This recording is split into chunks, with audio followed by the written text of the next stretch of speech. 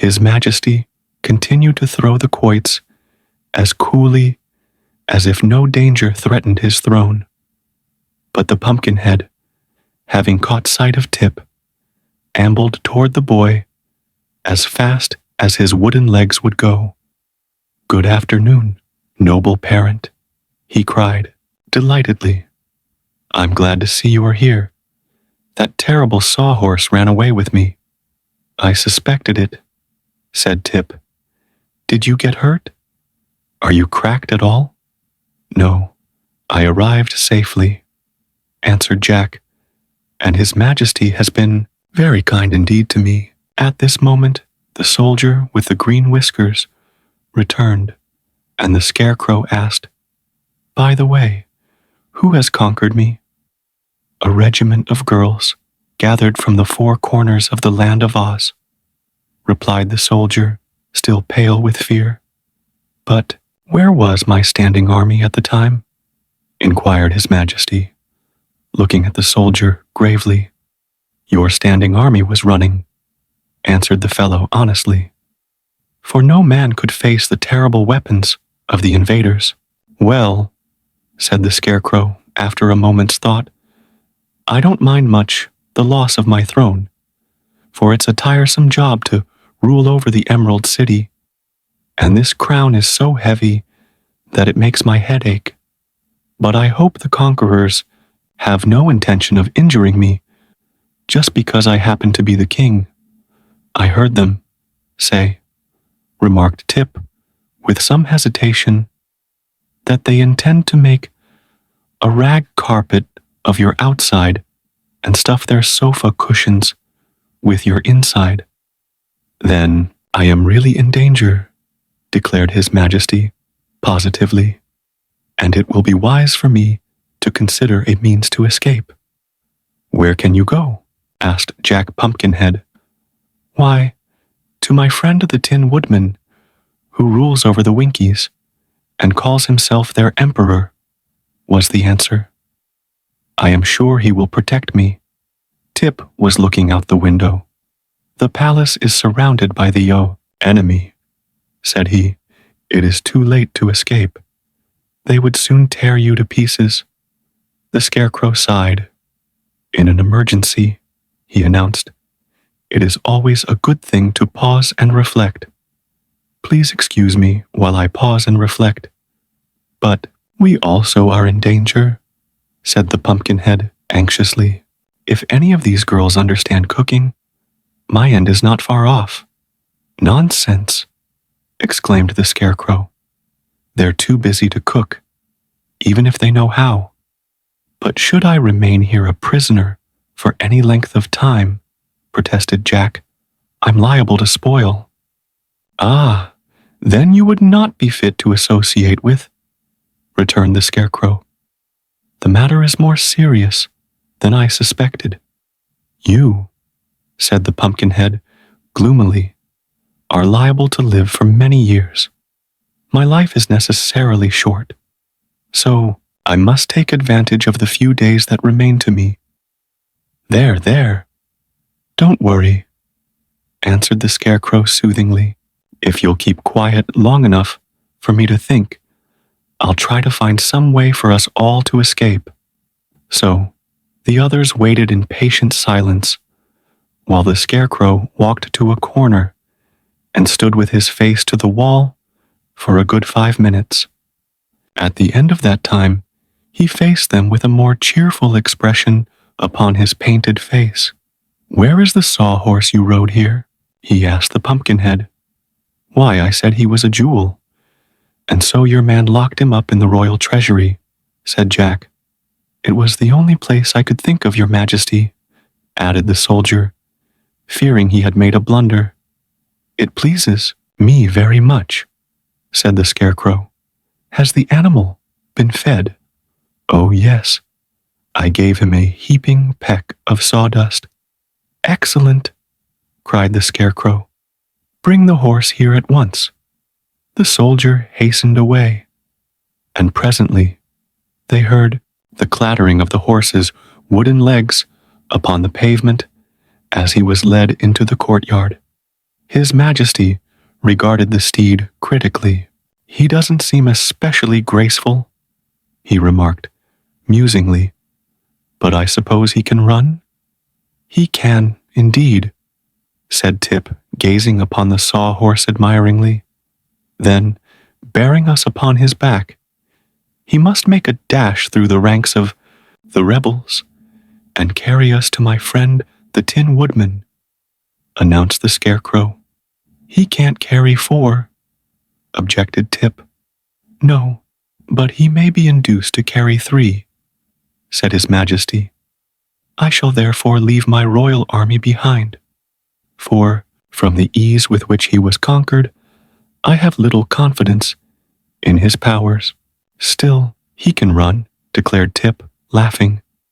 "I expected this blow," said the soldier sulkily.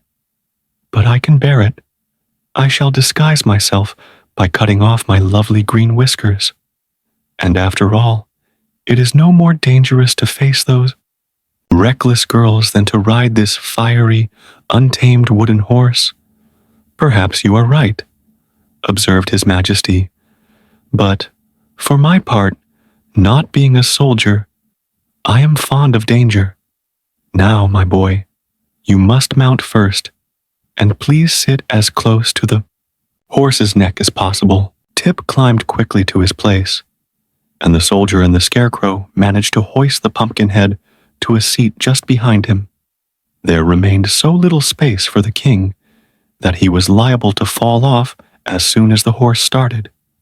"Fetch a clothesline," said the king to his army, "and tie us all together. Then if one falls off, we will all fall off." And while the soldier was gone for the clothesline, His Majesty continued, "It is well for me to be careful, for my very existence is in danger." "I have to be as careful as you do," said Jack. "Not exactly," replied the Scarecrow. "For if anything happened to me, that would be the end of me. But if anything happened to you, they could use you for seed." The soldier now returned with a long line and tied all 3 firmly together, also lashing them to the body of the sawhorse, so there seemed little danger of their tumbling off. "Now throw open the gates," commanded the Scarecrow, "and we will make a dash to liberty or to death."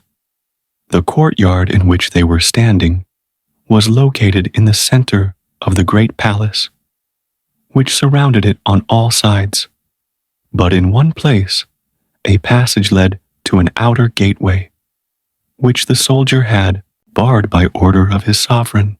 It was through this gateway His Majesty proposed to escape, and the royal army now led the sawhorse along the passage and unbarred the gate, which swung backward with a loud crash. "Now," said Tip to the horse, "you must save us all.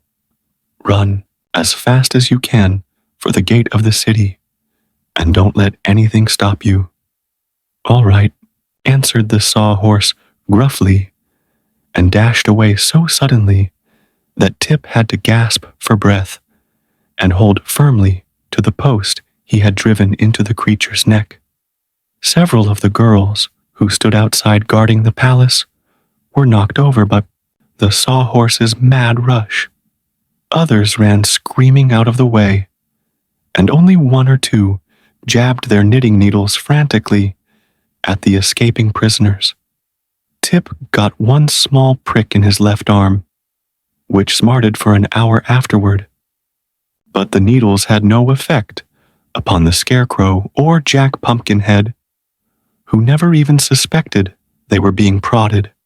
As for the sawhorse, he made a wonderful record upsetting a fruit cart, overturning several meek-looking men, and finally bowling over the new guardian of the gate, a fussy little fat woman, appointed by General Ginger. Nor did the impetuous charger stop then.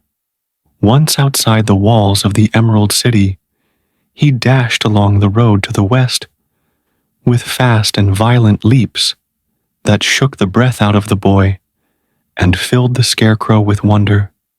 Jack had ridden at this mad rate once before, so he devoted every effort to holding with both hands his pumpkin head upon its stick, enduring meantime the dreadful jolting with the courage of a philosopher.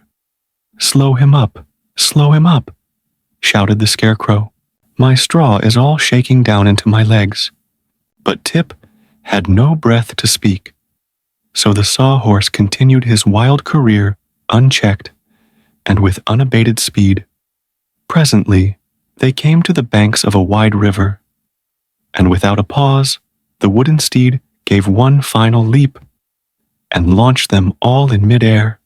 Second later, they were rolling, splashing, and bobbing about in the water, the horse struggling frantically to find a rest for its feet, and its riders being first plunged beneath the rapid current, and then floating upon the surface like corks.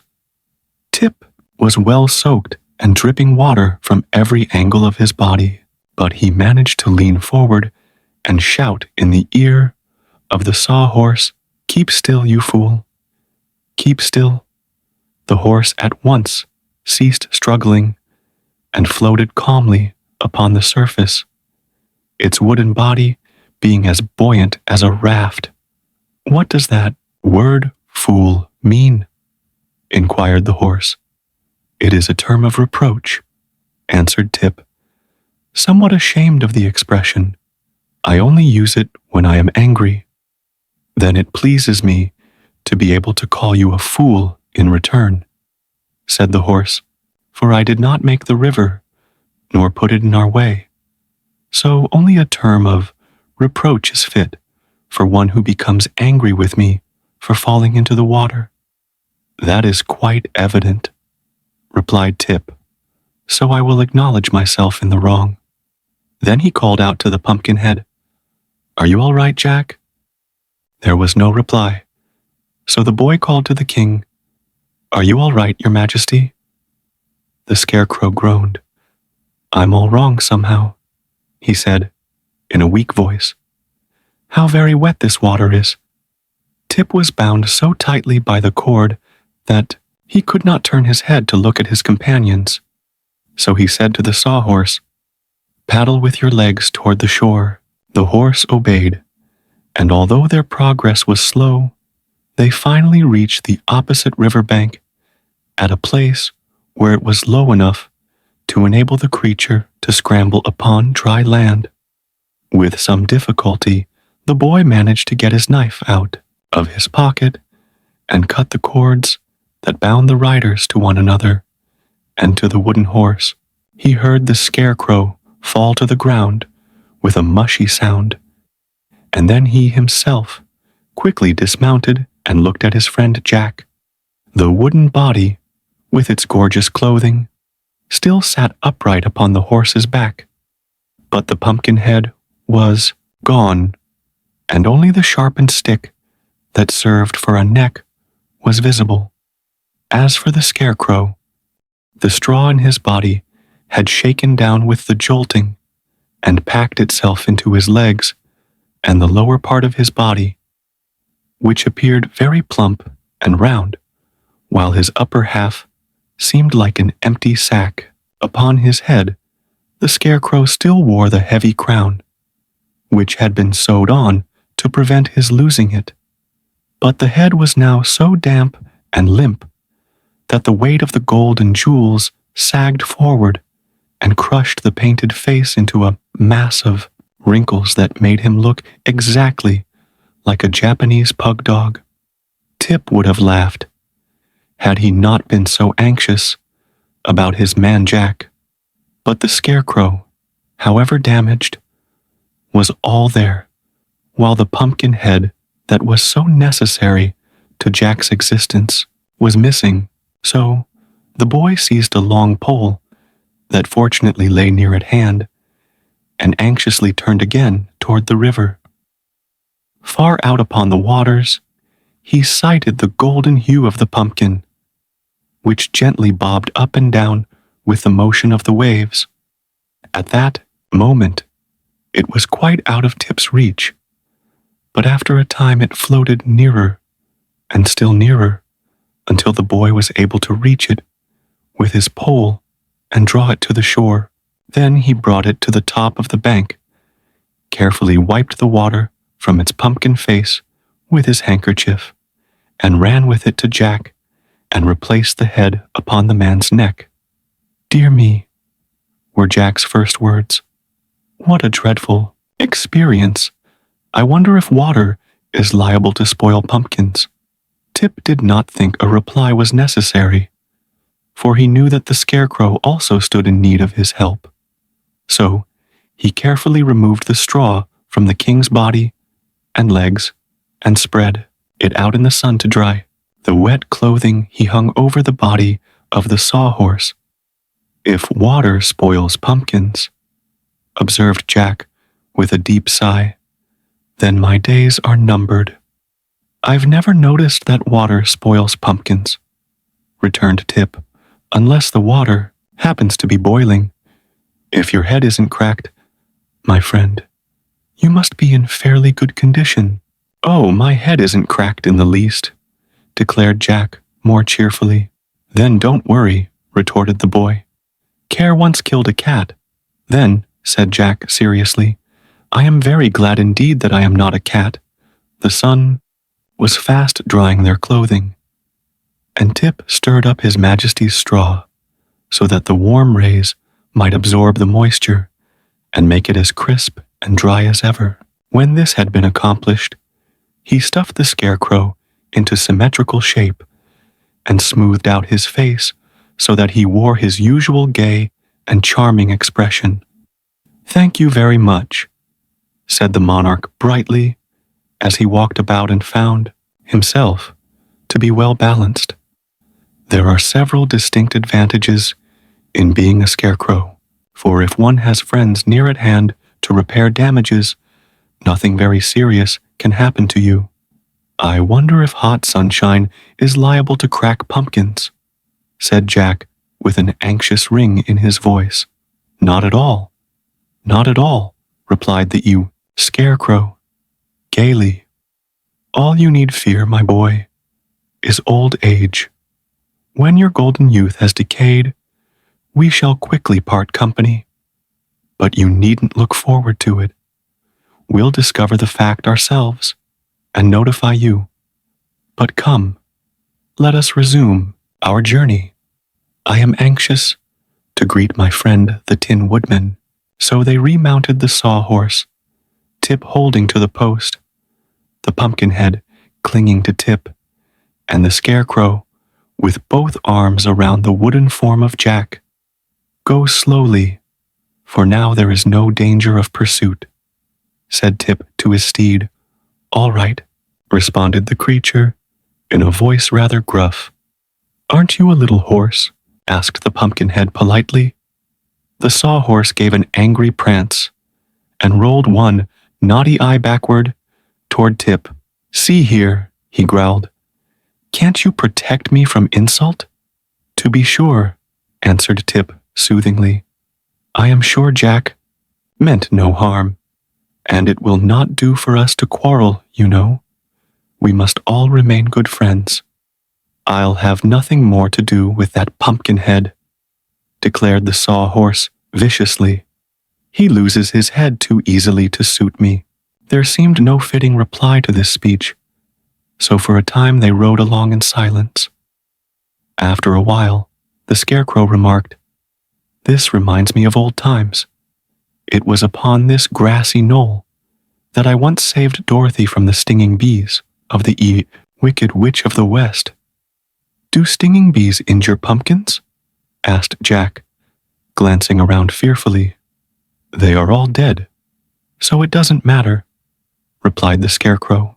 "And here is where Nick Chopper destroyed the Wicked Witch's gray wolves." "Who was Nick Chopper?" asked Tip.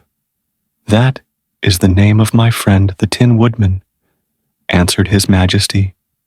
"And here is where the winged monkeys captured and bound us and flew away with little Dorothy," he continued, after they had traveled a little way farther.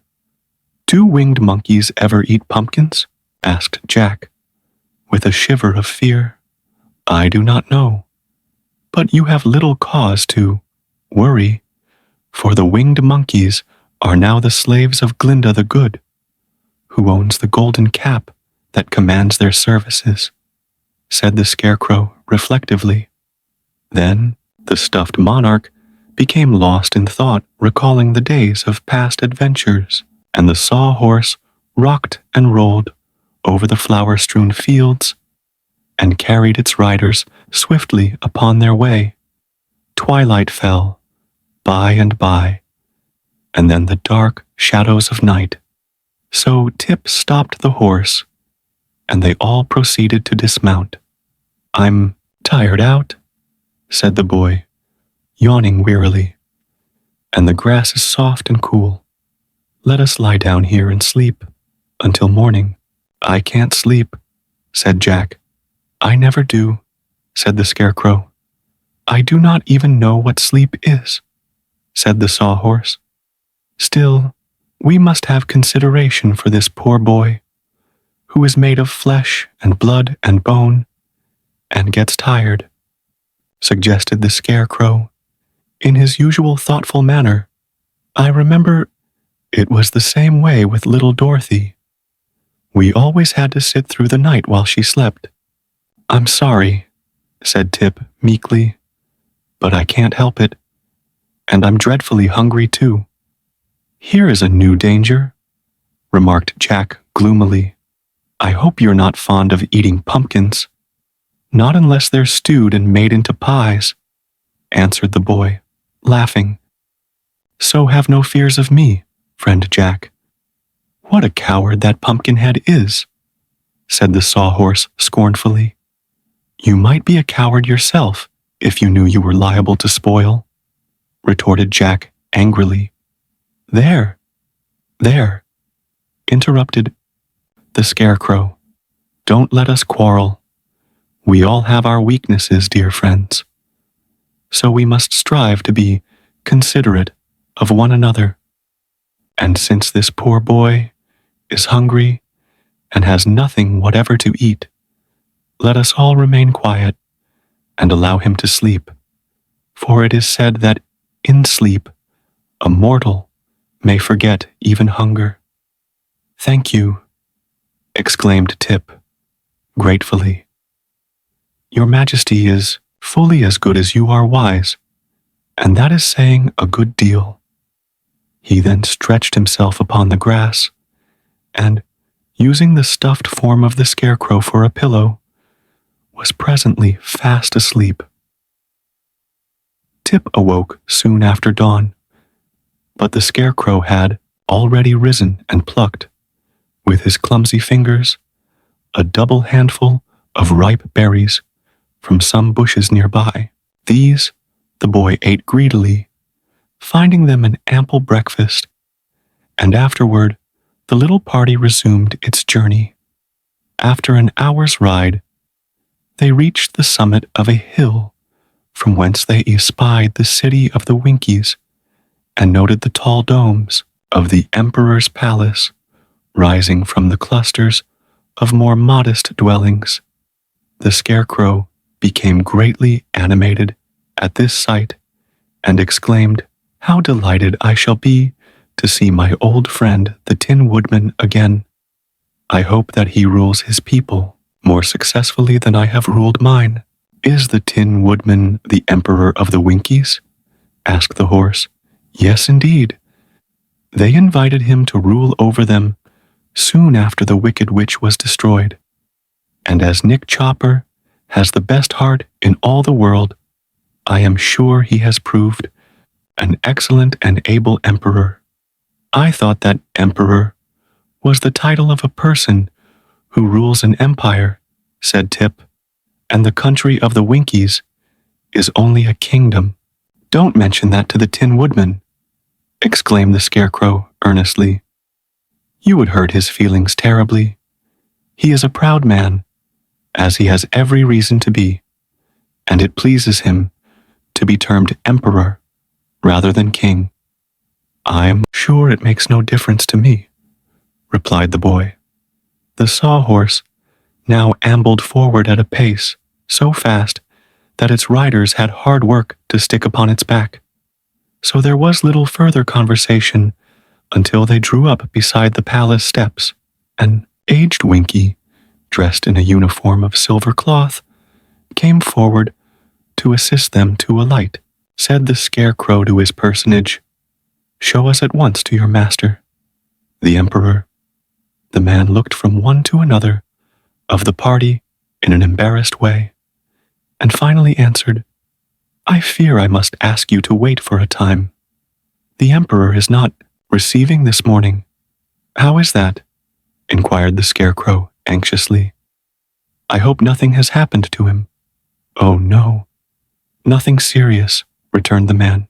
"But this is His Majesty's day for being polished, and just now his august presence is thickly smeared with Poots pomade." "Oh, I see," cried the Scarecrow, greatly reassured. "My friend was ever inclined to be a dandy, and I suppose he is now more proud than ever of his personal appearance." "He is indeed," said the man with a polite bow. "Our mighty Emperor has lately caused himself to be nickel-plated." "Good gracious," the Scarecrow exclaimed at hearing this. "If his wit bears the same polish, how sparkling it must be! But show us in.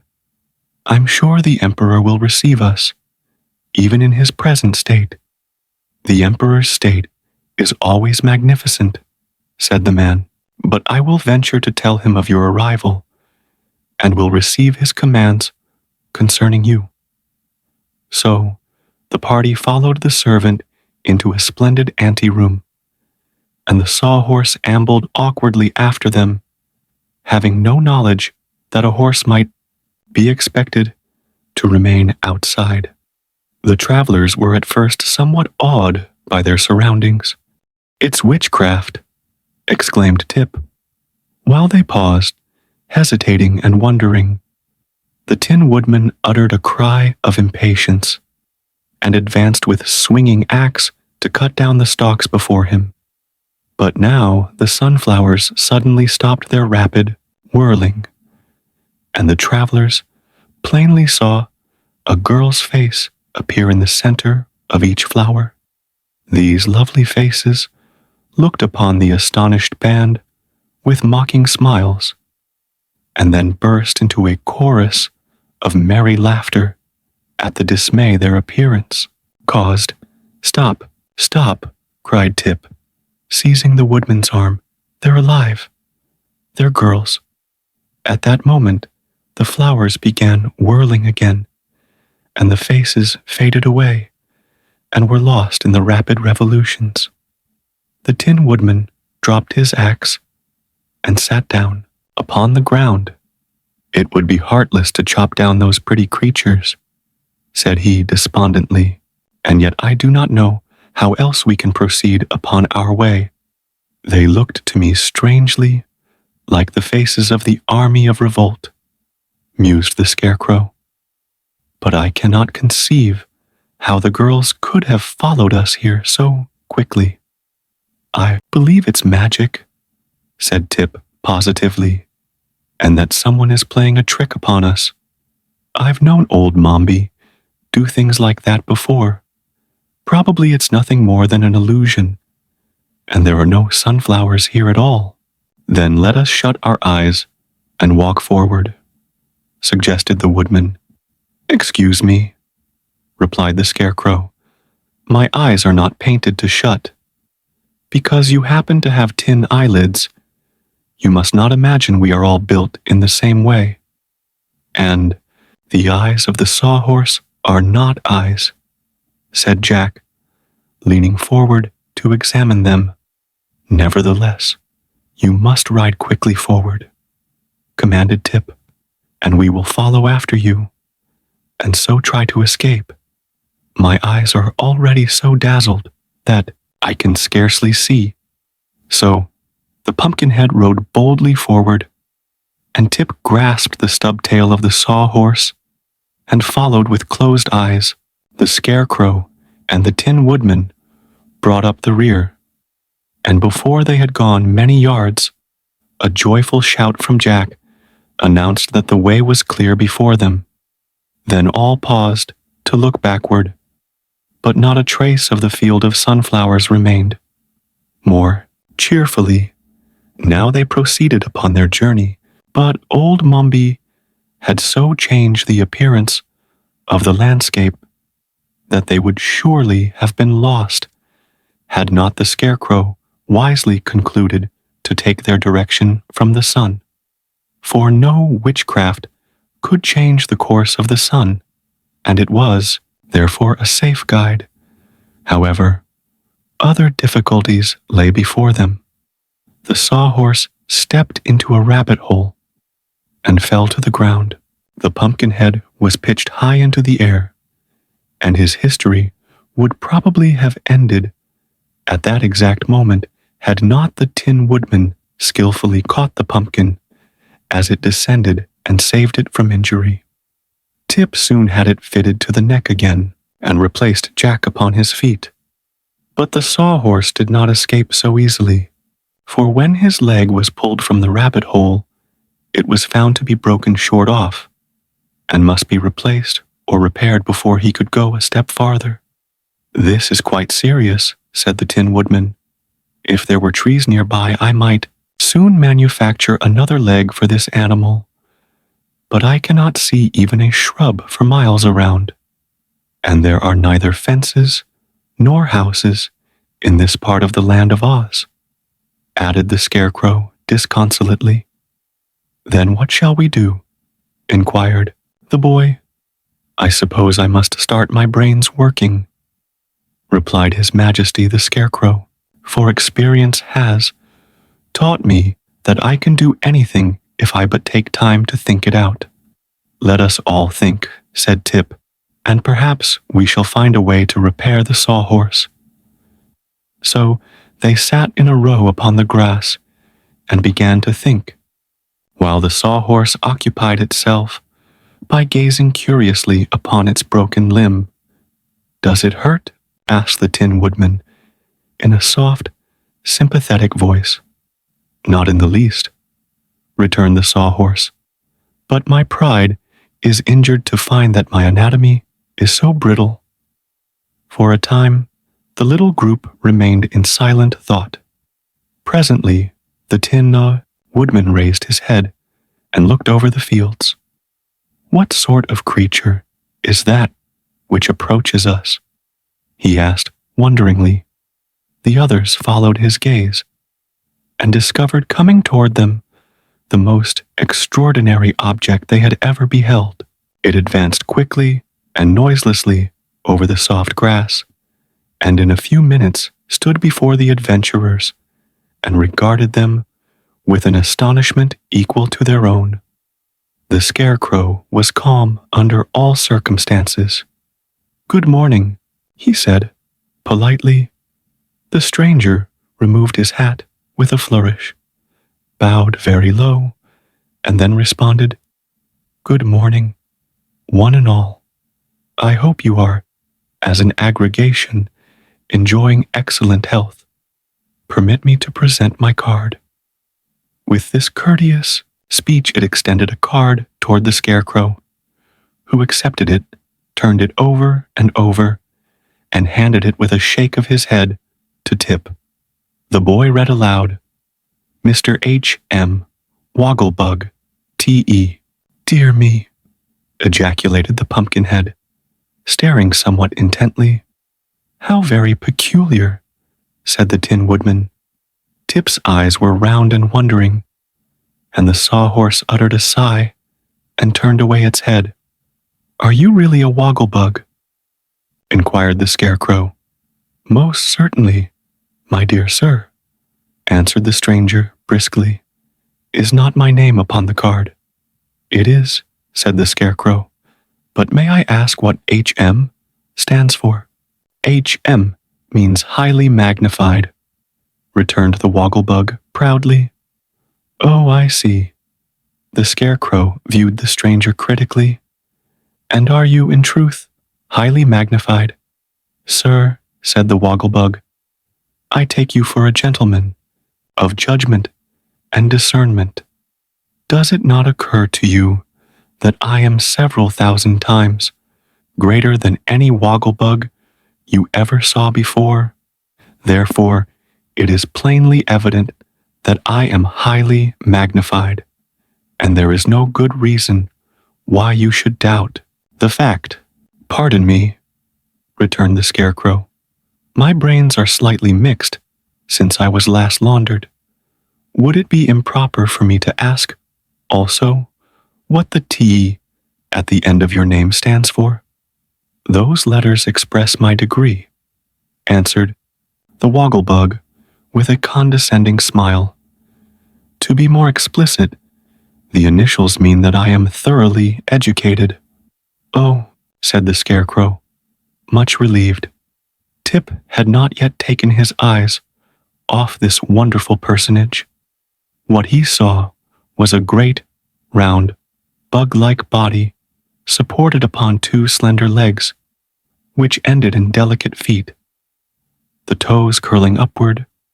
The body of the Ustwade Wogglebug was rather flat, and judging from what could be seen of it, was of a glistening dark brown color upon the back, while the front was striped with alternate bands of light brown and white, blending together at the edges. Its arms were fully as slender as its legs, and upon a rather long neck was perched its head, not unlike the head of a man, except that its nose ended in a curling antenna, or feeler, and its ears from the upper points bore antennae that decorated the sides of its head like two miniature curling pigtails. It must be admitted that the round, black eyes were rather bulging in appearance, but the expression upon the Wogglebug's face was by no means unpleasant. For dress, the insect wore a dark blue swallowtail coat with a yellow silk lining and a flower in the buttonhole, a vest of white duck that stretched tightly across the wide body, knickerbockers of fawn-colored plush, fastened at the knees with gilt buckles, and perched upon its small head was jauntily set a tall silk hat. Standing upright before our amazed friends, the Wogglebug appeared to be fully as tall as the Tin Woodman, and surely no bug in all the land of Oz had ever before attained so enormous a size. "I confess," said the Scarecrow, "that your abrupt appearance has caused me surprise, and no doubt has startled my companions. I hope, however, that this circumstance will not distress you. We shall probably get used to you in time." "Do not apologize, I beg of you," returned the Wogglebug earnestly. "It affords me great pleasure to surprise people, for surely I cannot be classed with ordinary insects, and am entitled to both curiosity and admiration from those I meet." "You are indeed," agreed His Majesty. "If you will permit me to seat myself in your august company," continued the stranger, "I will gladly relate my history, so that you will be better able to comprehend my unusual, may I say, remarkable, appearance." "You may say what you please," answered the Tin Woodman, briefly. So the Wogglebug sat down upon the grass, facing the little group of wanderers, and told them the following story. It is but honest that I should acknowledge at the beginning of my recital that I was born an ordinary Wogglebug, began the creature in a frank and friendly tone. Knowing no better, I used my arms as well as my legs for walking, and crawled under the edges of stones, or hid among the roots of grasses, with no thought beyond finding a few insects smaller than myself to feed upon. The chill nights rendered me stiff and motionless, for I wore no clothing. But each morning the warm rays of the sun gave me new life and restored me to activity. A horrible existence is this. But you must remember, it is the regular, ordained existence of wogglebugs, as well as of many other tiny creatures that inhabit the earth. But destiny had singled me out, humble though I was, for a grander fate. One day, I crawled near to a country schoolhouse, and my curiosity being excited by the monotonous hum of the students within, I made bold to enter and creep along a crack between two boards until I reached the far end, where in front of a hearth of glowing embers sat the master at his desk. No one noticed so small a creature as a wogglebug, and when I found that the hearth was even warmer and more comfortable than the sunshine, I resolved to establish my future home beside it. So I found a charming nest between two bricks and hid myself therein for many, many months. Professor Know-It-All is, doubtless, the most famous scholar in the land of Oz. And after a few days, I began to listen to the lectures and discourses he gave his pupils.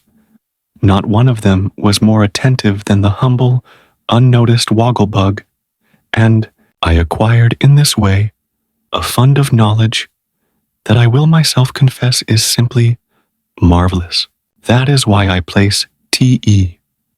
thoroughly educated upon my cards, for my greatest pride lies in the fact that the world cannot produce another wogglebug with 1/10 part of my own culture and erudition. I do not blame you, said the Scarecrow. Education is a thing to be proud of. I'm educated myself. The mess of brains given me by the great wizard is considered by my friends to be unexcelled. Nevertheless, interrupted the Tin Woodman, a good heart is, I believe, much more desirable than education or brains. To me, said the Sawhorse, a good leg is more desirable than either. Could seeds be considered in the light of brains? Inquired the Pumpkinhead, abruptly.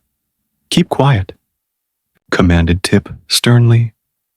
Very well, dear father, answered the obedient Jack. The wogglebug listened patiently, even respectfully, to these remarks, and then resumed his story. I must have lived fully 3 years in that secluded schoolhouse hearth, said he, drinking thirstily of the ever-flowing fount of limpid knowledge before me. Quite poetical, commented the Scarecrow, nodding his head approvingly. But one day, continued the bug, a marvelous circumstance occurred that altered my very existence and brought me to my present pinnacle of greatness. The professor discovered me in the act of crawling across the hearth, and before I could escape, he had caught me between his thumb and forefinger. My dear children, said he, I have captured a wogglebug, a very rare and interesting specimen. Do any of you know what a wogglebug is? No, yelled the scholars in chorus. Then, said the professor, I will get out my famous magnifying glass and throw the insect upon a screen in a highly magnified condition, that you may all study carefully its peculiar construction and become acquainted with its habits and manner of life. He then brought from a cupboard a most curious instrument, and before I could realize what had happened, I found myself thrown upon a screen in a highly magnified state, even as you now behold me. The students stood up on their stools and craned their heads forward to get a better view of me, and 2 little girls jumped upon the sill of an open window where they could see more plainly. Behold, cried the professor in a loud voice, this highly magnified wogglebug, one of the most curious insects in existence. Being thoroughly educated and knowing what is required of a cultured gentleman. At this juncture, I stood upright and, placing my hand upon my bosom, made a very polite bow. My action, being unexpected, must have startled them, for one of the little girls, perched upon the windowsill, gave a scream and fell backward out the window, drawing her companion with her as she disappeared. The professor uttered a cry of horror and rushed away through the door to see if the poor children were injured by the fall. The scholars followed after him in a wild mob, and I was left alone in the schoolroom, still in a highly magnified state, and free to do as I pleased. It immediately occurred to me that this was a good opportunity to escape. I was proud of my great size and realized that now I could safely travel anywhere in the world, while my superior culture would make me a fit associate for the most learned person I might chance to meet. So, while the professor picked the little girls, who were more frightened than hurt, off the ground, and the pupils clustered around him closely grouped, I calmly walked out of the schoolhouse, turned a corner, and escaped unnoticed to a grove of trees that stood near. "Wonderful!" exclaimed the Pumpkinhead admiringly. "It was, indeed," agreed the Wogglebug. "I have never ceased to congratulate myself for escaping while I was highly magnified, for even my excessive knowledge would have proved of little use to me had I remained a tiny, insignificant insect." "I didn't know before," said Tip, looking at the Wogglebug with a puzzled expression, "that insects wore clothes." "Nor do they, in their natural state," returned the stranger. "But in the course of my wanderings, I had the good fortune to save the 9th life of a tailor, tailors having, like cats, 9 lives, as you probably know." The fellow was exceedingly grateful, for had he lost the 9th life, it would have been the end of him. So he begged permission to furnish me with the stylish costume I now wear.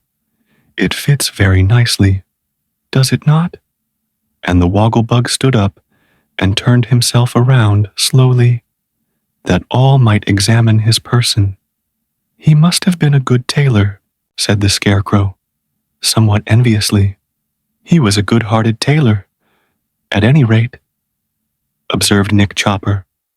"But where were you going when you met us?" Tip asked the Wogglebug. "Nowhere in particular," was the reply, "although it is my intention soon to visit the Emerald City and arrange to give a course of lectures to select audiences on the advantages of magnification." "We are bound for the Emerald City now," said the Tin Woodman. "So, if it pleases you to do so, you are welcome to travel in our company." The Wogglebug bowed with profound grace. "It will give me great pleasure," said he, "to accept your kind invitation, for nowhere in the land of Oz could I hope to meet with so congenial a company." "That is true," acknowledged the Pumpkinhead. "We are quite as congenial as flies and honey. But, pardon me if I seem inquisitive, are you not all rather unusual?" asked the Wogglebug, looking from one to another with unconcealed interest. "Not more so than yourself," answered the Scarecrow. "Everything in Hypnosis life is unusual until you get accustomed to it." "What rare philosophy!" exclaimed the Wogglebug admiringly. "Yes, my brains are working well today," admitted the Scarecrow, an accent of pride in his voice. "Then, if you are sufficiently rested and refreshed, let us bend our steps toward the Emerald City, suggested the magnified one. We can't, said Tip. The sawhorse has broken a leg, so he can't bend his steps, and there is no wood around to make him a new limb from, and we can't leave the horse behind, because the Pumpkinhead is so stiff in his joints that he has to ride. How very unfortunate, cried the Wogglebug. Then he looked the party over carefully and said, if the Pumpkinhead is to ride, why not use one of his legs to make a leg for the horse that carries him? I judge that both are made of wood. Now, that is what I call real cleverness, said the Scarecrow approvingly. I wonder my brains did not think of that long ago.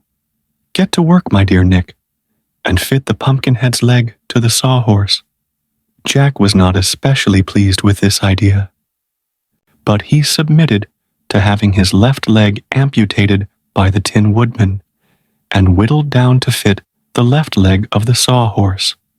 Nor was the sawhorse especially pleased with the operation either, for he growled a good deal about being butchered, as he called it, and afterward declared that the new leg was a disgrace to a respectable sawhorse.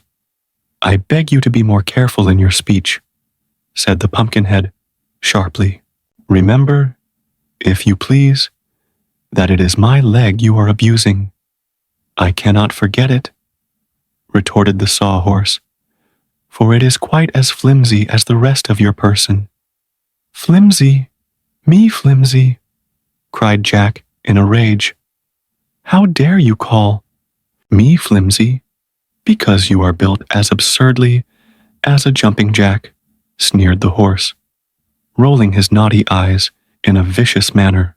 Even your head won't stay straight, and you never can tell whether you are looking backwards or forwards. Friends, I entreat you not to quarrel, pleaded the Tin Woodman anxiously. As a matter of fact, we are none of us above criticism, so let us bear with each other's faults. An excellent suggestion, said the Wogglebug approvingly. You must have an excellent heart, my metallic friend. I have, returned Nick, well pleased. My heart is quite the best part of me. But now, let us start upon our journey. They perched the one-legged Pumpkinhead upon the sawhorse and tied him to his seat with cords so that he could not possibly fall off. And then, following the lead of the Scarecrow, they all advanced in the direction of the Emerald City. They soon discovered that the sawhorse limped, for his new leg was a trifle too long, so they were obliged to halt, while the Tin Woodman chopped it down with his axe, after which the wooden steed paced along more comfortably. But the sawhorse was not entirely satisfied, even yet. It was a shame that I broke my other leg, it growled. On the contrary, airily remarked the Wogglebug, who was walking alongside, you should consider the accident most fortunate, for a horse is never of much use until he has been broken. I beg your pardon, said Tip, rather provoked, for he felt a warm interest in both the sawhorse and his man Jack. But permit me to say that your joke is a poor one, and as old as it is poor. Still, it is a joke, declared the Wogglebug firmly, and a joke derived from a play upon words is considered among educated people to be eminently proper. What does that mean? Inquired the Pumpkinhead stupidly. It means, my dear friend, explained the Wogglebug, that our language contains the many words having a double meaning, and that to pronounce a joke that allows both meanings of a certain word proves the joker a person of culture and refinement, who has, moreover, a thorough command of the language. I don't believe that, said Tip plainly. Anybody can make a pun. Not so, rejoined the Woggle-Bug stiffly. It requires education of a high order. Are you educated, young sir? Not especially, admitted Tip. Then you cannot judge the matter. I myself am thoroughly educated, and I say that puns display genius. For instance, were I to ride upon this sawhorse, he would not only be an animal, he would become an equipage, for he would then be a horse and buggy. At this, the Scarecrow gave a gasp, and the Tin Woodman stopped short and looked reproachfully at the Woggle-Bug. At the same time, the Sawhorse loudly snorted his derision, and even the Pumpkinhead put up his hand to hide the smile which, because it was carved upon his face, he could not change to a frown. But the Woggle-Bug strutted along as if he had made some brilliant remark, and the Scarecrow was obliged to say, I have heard, my dear friend, that a person can become overeducated, and although I have a high respect for brains, no matter how they may be arranged or classified, I begin to suspect that yours are slightly tangled. In any event, I must beg you to restrain your superior education while in our society. We are not very particular, added the Tin Woodman, and we are exceedingly kind-hearted. But if your superior culture gets leaky again, he did not complete the sentence, but he twirled his gleaming axe so carelessly that the Woggle-Bug looked frightened and shrank away to a safe distance. The others marched on in silence, and the highly magnified one, after a period of deep thought, said in an humble voice, I will endeavor to restrain myself. That is all we can expect, returned the Scarecrow pleasantly, and good nature being thus happily restored to the party, they proceeded upon their way. When they again stopped to allow Tip to rest, the boy being the only one that seemed to tire, the Tin Woodman noticed many small, round holes in the grassy meadow. This must be a village of the field mice, he said to the Scarecrow. I wonder if my old friend, the Queen of the Mice, is in this neighborhood. If she is, she may be of great service to us, answered the Scarecrow, who was impressed by a sudden thought. See if you can call her, my dear Nick.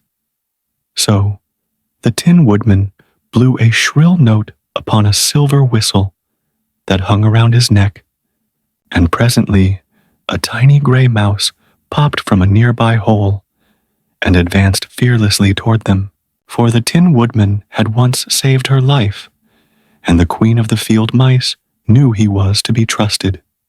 Good day, Your Majesty, said Nick, politely addressing the mouse. I trust you are enjoying good health. Thank you. I am quite well, answered the Queen demurely, as she sat up and displayed the tiny golden crown upon her head. Can I do anything to assist my old friends? You can indeed, replied the Scarecrow eagerly. Let me, I entreat you, take a dozen of your subjects with me to the Emerald City. Will they be injured in any way? Asked the Queen, doubtfully. I think not, replied the Scarecrow. I will carry them hidden in the straw which stuffs my body, and when I give them the signal by unbuttoning my jacket, they have only to rush out and scamper home again as fast as they can. By doing this, they will assist me to regain my throne, which the army of revolt has taken from me. In that case, said the Queen, I will not refuse your request. Whenever you are ready, I will call 12 of my most intelligent subjects. I am ready now, returned the Scarecrow. Then he lay flat upon the ground and unbuttoned his jacket, displaying the mass of straw with which he was stuffed. The Queen uttered a little piping call, and in an instant a dozen pretty field mice had emerged from their holes and stood before their ruler, awaiting her orders. What the queen said to them, none of our travelers could understand, for it was in the mouse language. But the field mice obeyed without hesitation, running one after the other to the scarecrow and hiding themselves in the straw of his breast. When all of the 12 mice had thus concealed themselves, the scarecrow buttoned his jacket securely and then arose and thanked the queen for her kindness. "One thing more you might do to serve us," suggested the Tin Woodman, "and that is to run ahead and show us the way to the Emerald City, for some enemy is evidently trying to prevent us from reaching it." "I will do that gladly," returned the queen. "Are you ready?" The Tin Woodman looked at Tip. "I'm rested," said the boy. "Let us start."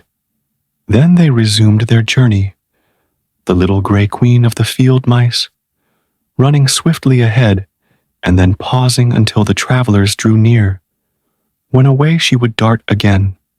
Without this unerring guide, the scarecrow and his comrades might never have gained the Emerald City, for many were the obstacles thrown in their way by the arts of old Mombi. Yet not one of the obstacles really existed. All were cleverly contrived deceptions. For when they came to the banks of a rushing river that threatened to bar their way, the little queen kept steadily on, passing through the seeming flood in safety, and our travelers followed her without encountering a single drop of water. Again, a high wall of granite towered high above their heads and opposed their advance. But the gray field mouse walked straight through it, and the others did the same, the wall melting into mist as they passed it. Afterward, when they had stopped for a moment to allow Tip to rest, they saw 40 roads branching off from their feet in 40 different directions, and soon these 40 roads began whirling around like a mighty wheel, first in one direction and then in the other, completely bewildering their vision.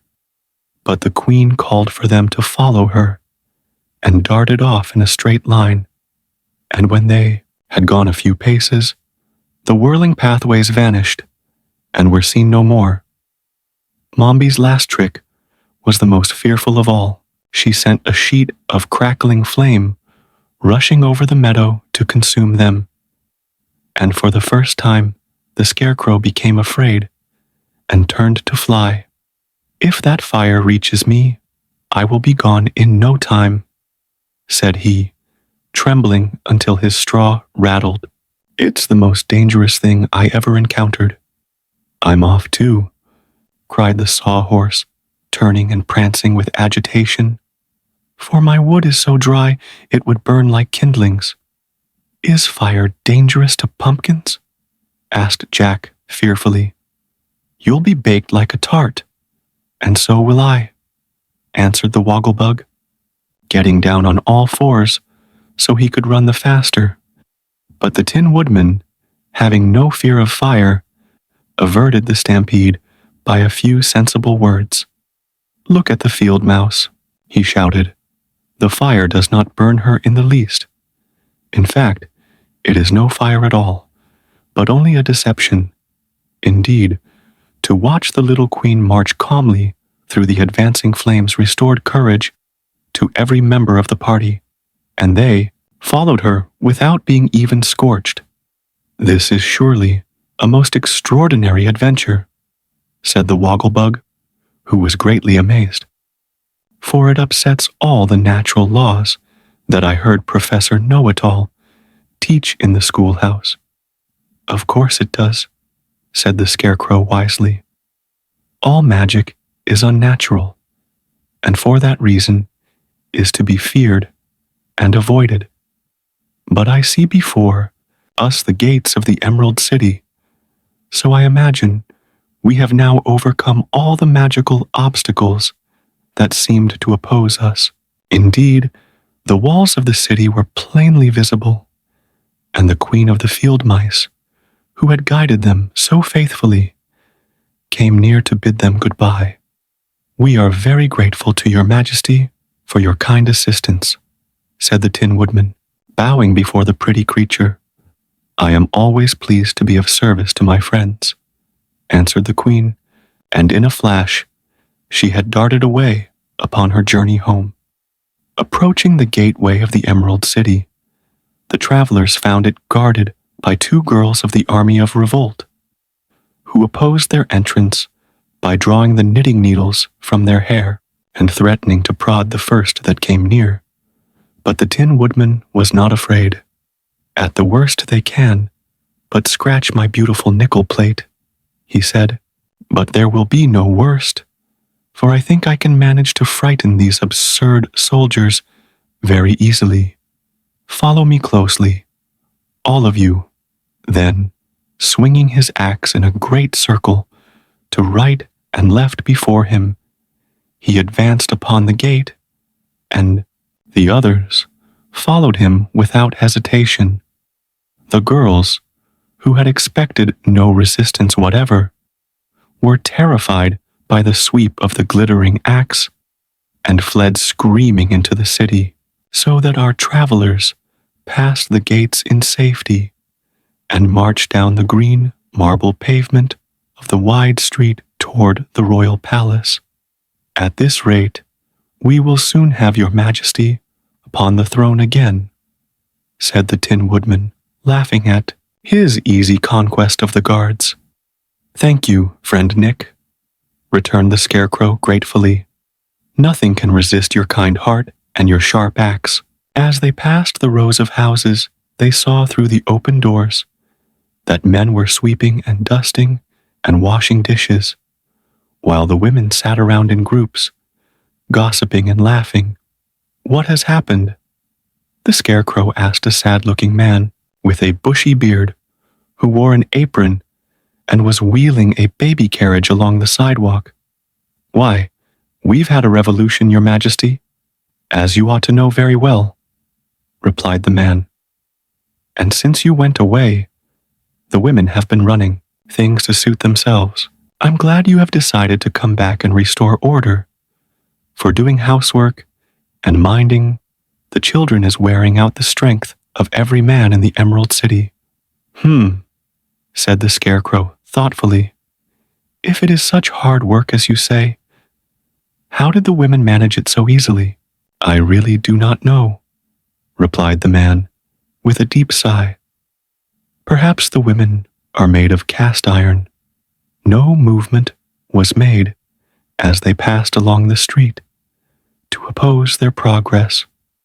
Several of the women stopped their gossip long enough to cast curious looks upon our friends, but immediately they would turn away with a laugh or a sneer and resume their chatter. And when they met with several girls belonging to the army of revolt, those soldiers, instead of being alarmed or appearing surprised, merely stepped out of the way and allowed them to advance without protest.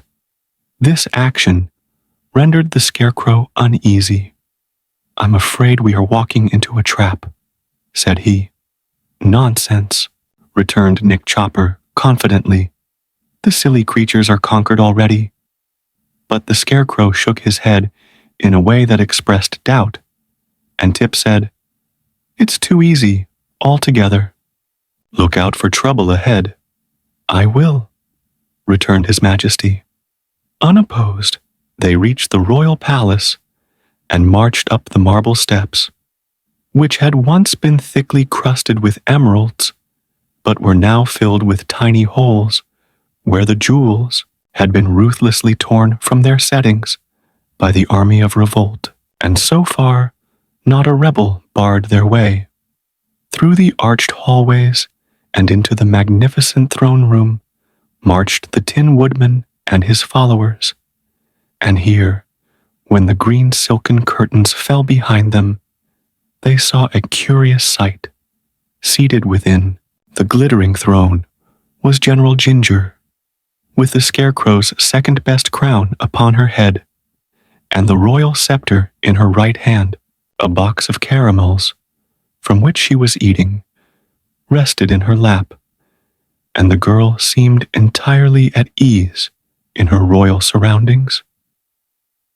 The Scarecrow stepped forward and confronted her, while the Tin Woodman leaned upon his axe, and the others formed a half-circle back of His Majesty's person. "How dare you sit in my throne?" demanded the Scarecrow, sternly eyeing the intruder. "Don't you know you are guilty of treason, and that there is a law against treason?"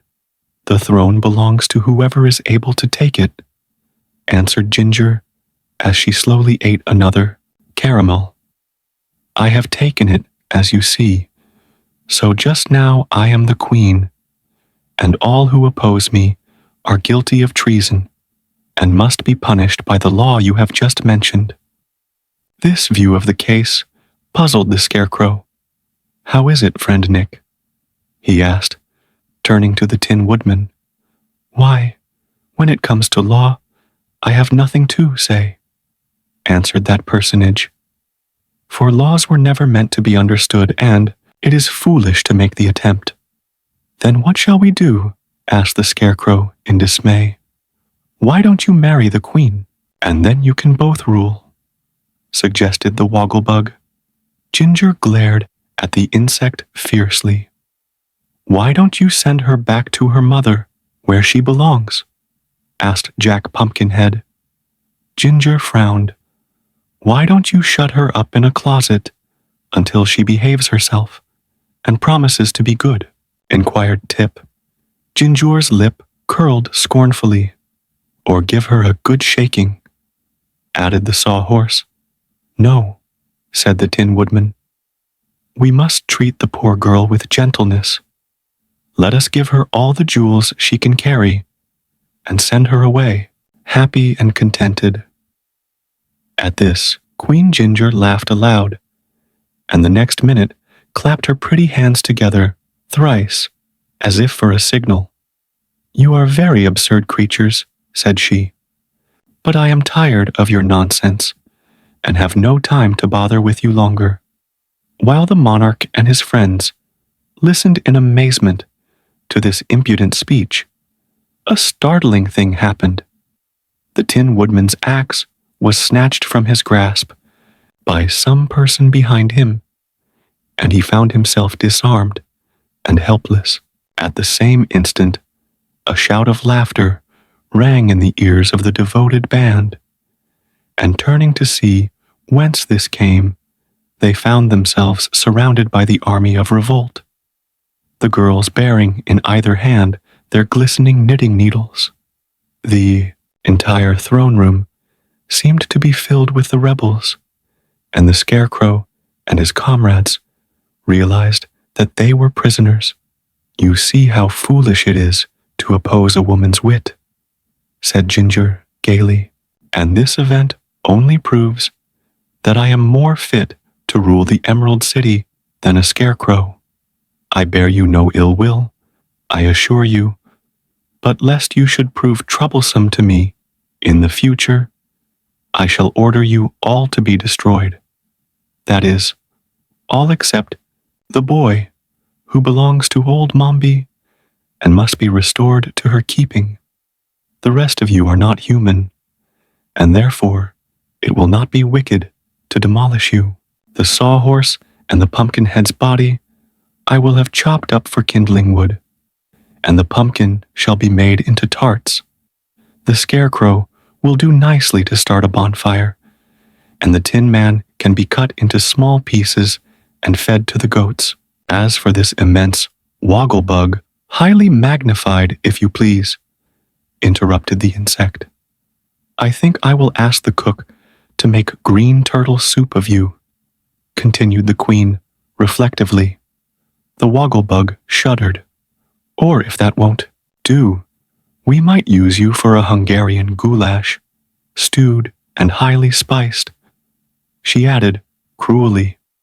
This program of extermination was so terrible that the prisoners looked upon one another in a panic of fear. The Scarecrow alone did not give way to despair. He stood quietly before the Queen, and his brow was wrinkled in deep thought as he strove to find some means to escape. While thus engaged, he felt the straw within his breast move gently. At once, his expression changed from sadness to joy, and, raising his hand, he quickly unbuttoned the front of his jacket. This action did not pass unnoticed by the crowd of girls clustering about him, but none of them suspected what he was doing until a tiny gray mouse leaped from his bosom to the floor and scampered away between the feet of the army of revolt. Another mouse quickly followed, then another and another in rapid succession, and suddenly such a scream of terror went up from the army that it might easily have filled the stoutest heart with consternation. The flight that ensued turned to a stampede, and the stampede to a panic. For while the startled mice rushed wildly about the room, the Scarecrow had only time to note a whirl of skirts and a twinkling of feet as the girls disappeared from the palace, pushing and crowding one another in their mad efforts to escape. The Queen, at the first alarm, stood up on the cushions of the throne and began to dance frantically upon her tiptoes. Then a mouse ran up the cushions, and with a terrified leap, poor Ginger shot clear over the head of the Scarecrow and escaped through an archway, never pausing in her wild career until she had reached the city gates.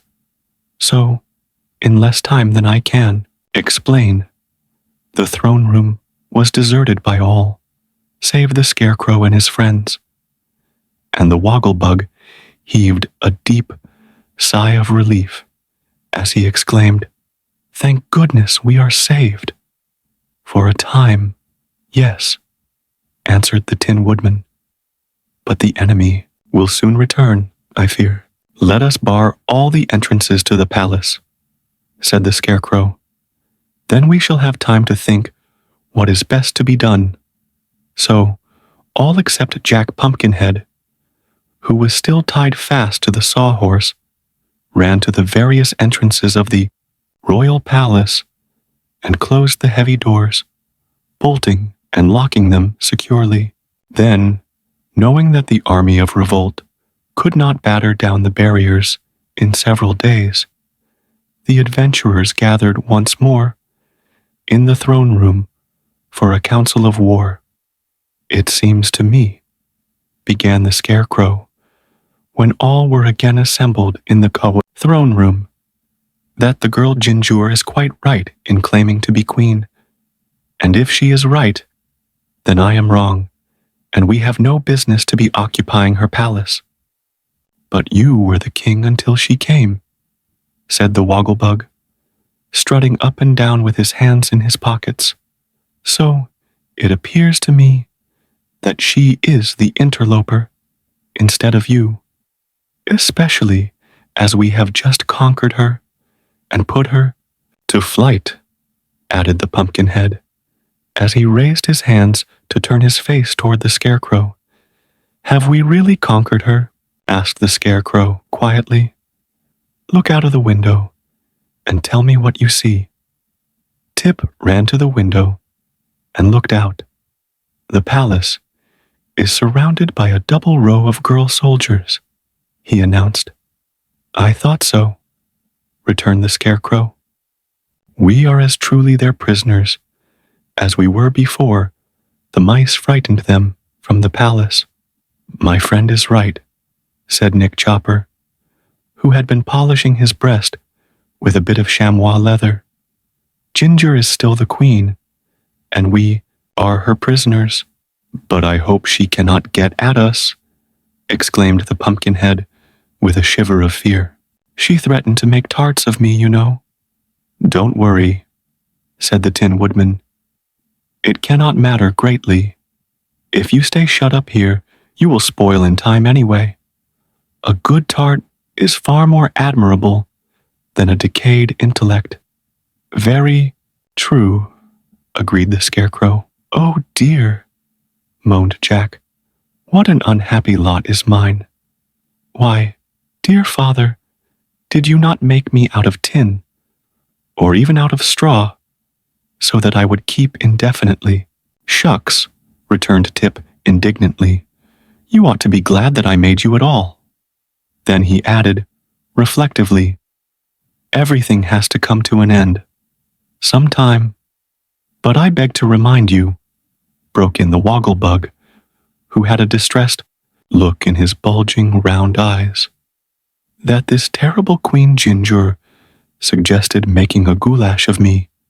Me, the only highly magnified and thoroughly educated Wogglebug in the wide, wide world. I think it was a brilliant idea, remarked the Scarecrow approvingly. Don't you imagine he would make a better soup? Asked the Tin Woodman, turning toward his friend. Well, perhaps, acknowledged the Scarecrow. The Wogglebug groaned. I can see, in my mind's eye, said he mournfully, the goats eating small pieces of my dear comrade, the Tin Woodman, while my soup is being cooked on a bonfire, built of the Sawhorse and Jack Pumpkinhead's body, and Queen Ginger watches me boil, while she feeds the flames with my friend, the Scarecrow.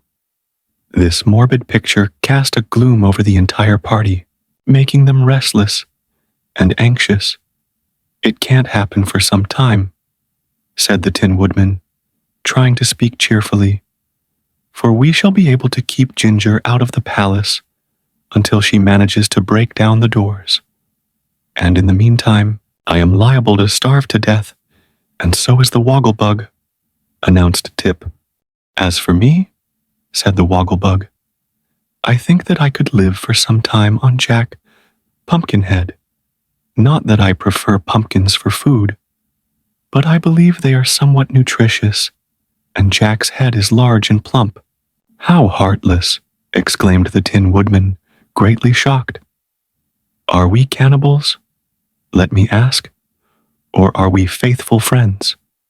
I see very clearly that we cannot stay shut up in this palace, said the Scarecrow with decision.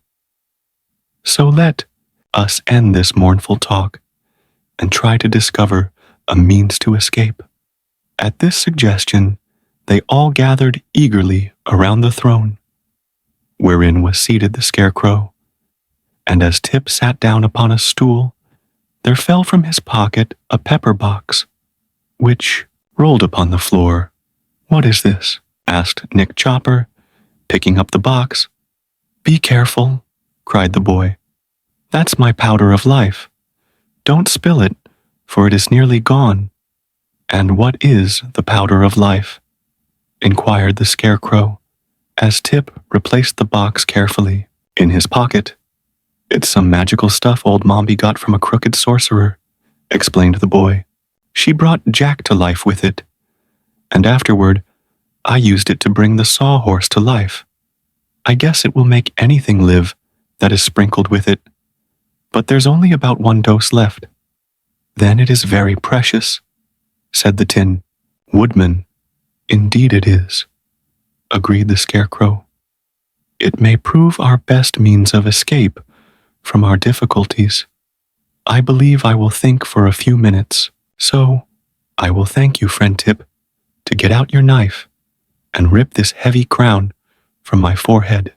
Tip soon cut the stitches that had fastened the crown to the Scarecrow's head, and the former monarch of the Emerald City removed it with a sigh of relief and hung it on a peg beside the throne. That is my last memento of royalty, said he, and I'm glad to get rid of it. The former king of this city, who was named Pastoria, lost the crown to the wonderful wizard, who passed it on to me. Now, the girl Ginger claims it, and I sincerely hope it will not give her a headache. A kindly thought, which I greatly admire," said the Tin Woodman, nodding approvingly. "And now I will indulge in a quiet think," continued the Scarecrow, lying back in the throne. The others remained as silent and still as possible, so as not to disturb him, for all had great confidence in the extraordinary brains of the Scarecrow. And after what seemed a very long time indeed to the anxious watchers, the thinker sat up, looked upon his friends with his most whimsical expression, and said, "My brains work beautifully today. I'm quite proud of them. Now, listen. If we attempt to escape through the doors of the palace, we shall surely be captured. And as we can't escape through the ground, there is only one other thing to be done. We must escape through the air." He paused to note the effect of these words, but all his hearers seemed puzzled and unconvinced. "The wonderful wizard escaped in a balloon," he continued. "We don't know how to make a balloon, of course, but any sort of thing that can fly through the air can carry us easily. So, I suggest that my friend the Tin Woodman, who is a skillful mechanic, shall build some sort of a machine with good, strong wings to carry us, and our friend Tip can then bring the thing to life with his magical powder." "Bravo!" cried Nick Chopper. "What splendid brains!" murmured Jack. "Really quite clever," said the educated Wogglebug. "I believe it can be done," declared Tip. "That is, if the Tin Woodman is equal to making the thing." "I'll do my best," said Nick cheerily. "And, as a matter of fact, I do not often fail in what I attempt.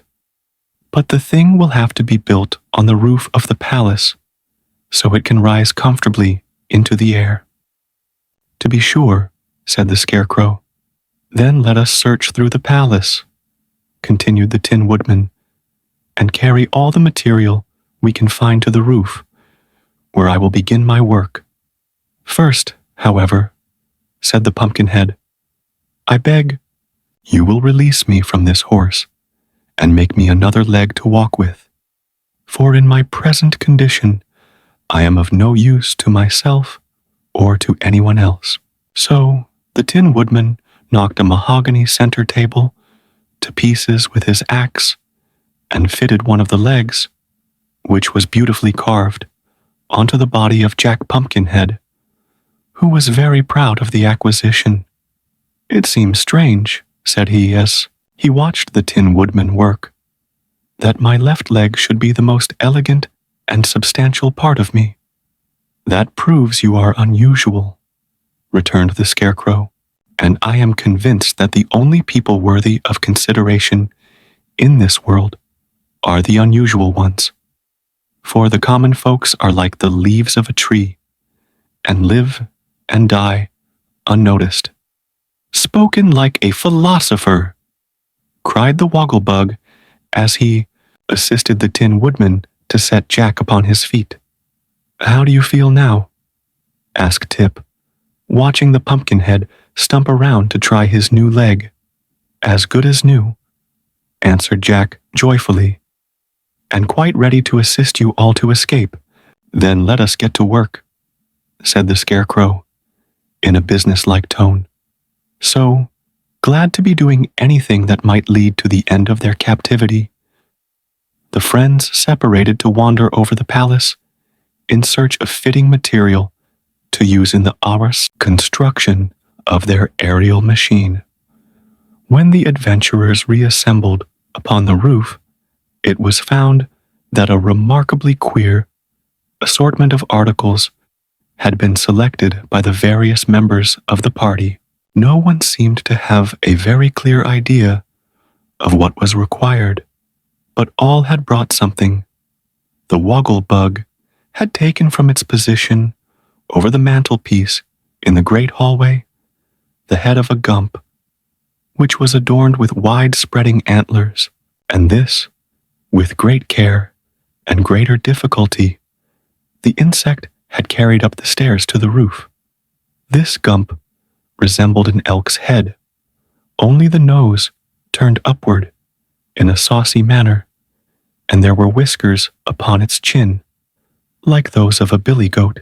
Why the woggle-bug selected this article he could not have explained, except that it had aroused his curiosity. Tip, with the aid of the sawhorse, had brought a large upholstered sofa to the roof.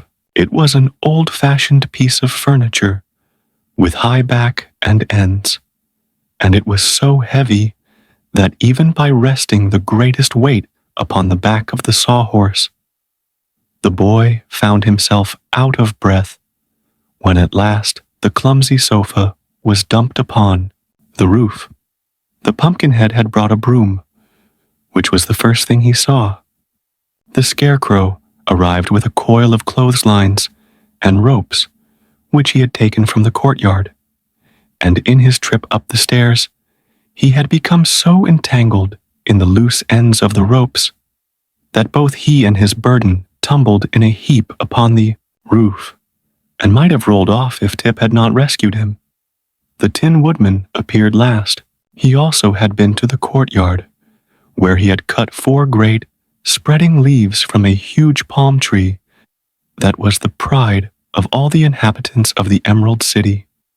"My dear Nick," exclaimed the Scarecrow, seeing what his friend had done, "you have been guilty of the greatest crime any person can commit in the Emerald City.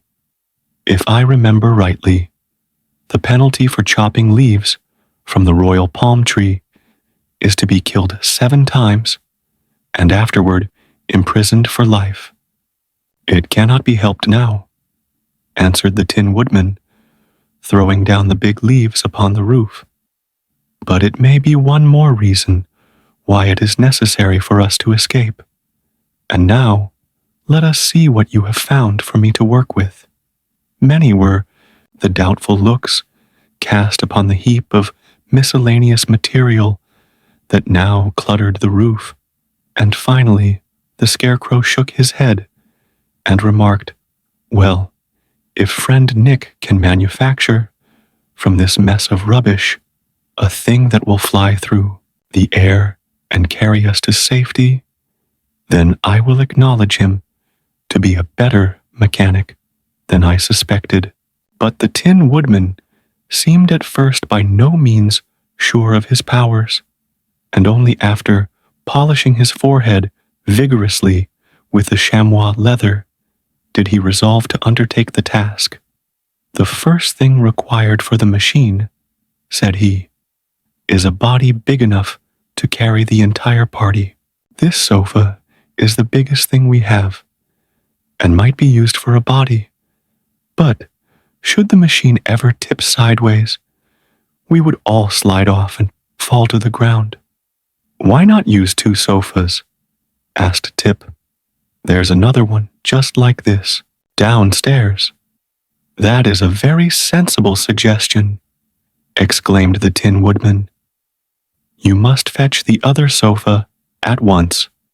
So Tip and the Sawhorse managed, with much labor, to get the second sofa to the roof, and when the 2 were placed together, edge to edge, the backs and ends formed a protecting rampart all around the seats.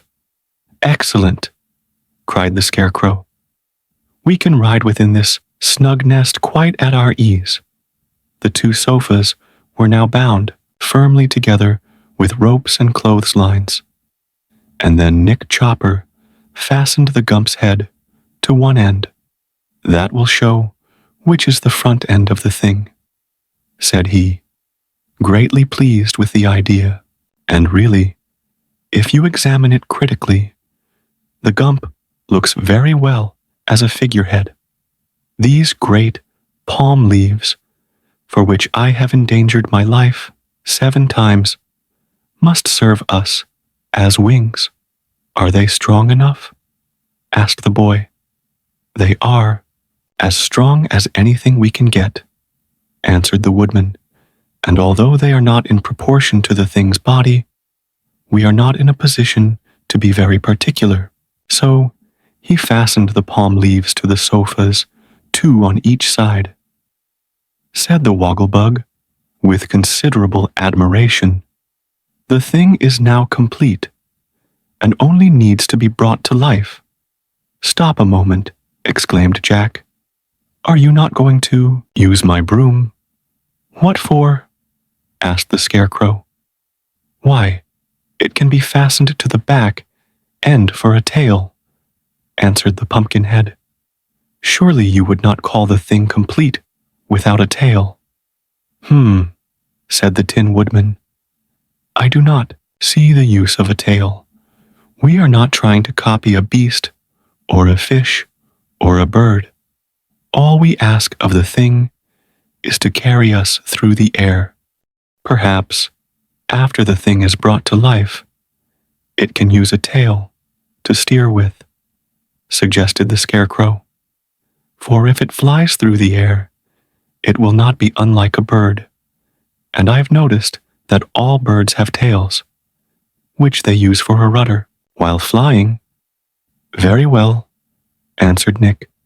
"The broom shall be used for a tail," and he fastened it firmly to the back end of the sofa body. Tip took the pepper box from his pocket. "The thing looks very big," said he anxiously, "and I am not sure there is enough powder left to bring all of it to life. But I'll make it go as far as possible." "Put most on the wings," said Nick Chopper, "for they must be made as strong as possible. And don't forget the ubby cuff." "Head!" exclaimed the Wogglebug. "Or the tail," added Jack Pumpkinhead. "Do be quiet," said Tip nervously. "You must give me a chance to work the magic charm in the proper manner." Very carefully, he began sprinkling the thing with the precious powder. Each of the 4 wings was first lightly covered with a layer. Then the sofas were sprinkled, and the broom given a slight coating. The head. "The head! Don't, I beg of you, forget the head," cried the Wogglebug excitedly. "There's only a little of the powder left," announced Tip, looking within the box. "And it seems to me it is more important to bring the legs of the sofas to life than the head." "Not so," decided the Scarecrow. "Everything must have a head to direct it, and since this creature is to fly and not walk, it is really unimportant whether its legs are alive or not." So Tip abided by this decision and sprinkled the Gump's head with the remainder of the powder. "Now," said he, "keep silence while I work the charm." Having heard old Mombi pronounce the magic words, and having also succeeded in bringing the sawhorse to life, Tip did not hesitate an instant in speaking the 3 Kabbalistic words, each accompanied by the peculiar gesture of the hands. It was a grave and impressive ceremony. As he finished the incantation, the thing shuddered throughout its huge bulk. The Gump gave the screeching cry that is familiar to those animals, and then the 4 wings began flopping furiously. Tip managed to grasp a chimney, else he would have been blown off the roof by the terrible breeze raised by the wings. The Scarecrow, being light in weight, was caught up bodily and borne through the air until Tip luckily seized him by one leg and held him fast. The Wogglebug lay flat upon the roof, and so escaped harm, and the Tin Woodman, whose weight of tin anchored him firmly, threw both arms around Jack Pumpkinhead and managed to save him. The sawhorse toppled over upon his back and lay with his legs waving helplessly above him. And now, while all were struggling to recover themselves, the thing rose slowly from the roof and mounted into the air. "Here, come back," cried Tip, in a frightened voice, as he clung to the chimney with one hand and the Scarecrow with the other. "Come back at once, I command you." It was now that the wisdom of the Scarecrow, in bringing the head of the thing to life instead of the legs, was proved beyond a doubt, for the Gump, already high in the air, turned its head at Tip's command, and gradually circled around until it could view the roof of the palace. "Come back," shouted the boy again, and the Gump obeyed, slowly and gracefully, waving its 4 wings in the air until the thing had settled once more upon the roof and become still. "This," said the Gump in a squeaky voice not at all proportioned to the size of its great body, "is the most novel experience I ever heard of. The last thing I remember distinctly is walking through the forest and hearing a loud noise. Something probably killed me then, and it certainly ought to have been the end of me. Yet here I am, alive again, with 4 monstrous wings and a body, which I venture to say would make any respectable animal or fowl weep with shame to own. What does it all mean? Am I a Gump, or am I a Juggernaut?" The creature, as it spoke, wiggled its chin whiskers in a very comical manner. "You're just a thing," answered Tip, "with a Gump's head on it, and we have made you and brought you to life so that you may carry us through the air wherever we wish to go." "Very good," said the thing. "As I am not a Gump, I cannot have a Gump's pride or independent spirit, so I may as well become your servant as anything else. My only satisfaction is that I do not seem to have a very strong constitution, and am not likely to live long in a state of slavery." "Don't say that, I beg of you," cried the Tin Woodman, whose excellent heart was strongly affected by this sad speech. "Are you not feeling well today?" "Oh, as for that," returned the Gump, "it is my first day of existence, so I cannot judge whether I am feeling well or ill." And it waved its broomtail to and fro in a pensive manner. "Come, come," said the Scarecrow kindly. "Do try to be more cheerful and take life as you find it. We shall be kind masters and will strive to render your existence as pleasant as possible. Are you willing to carry us through the air wherever we wish to go?" "Certainly," answered the Gump.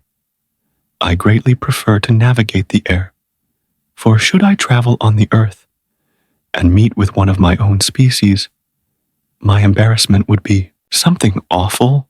"I can appreciate that," said the Tin Woodman sympathetically.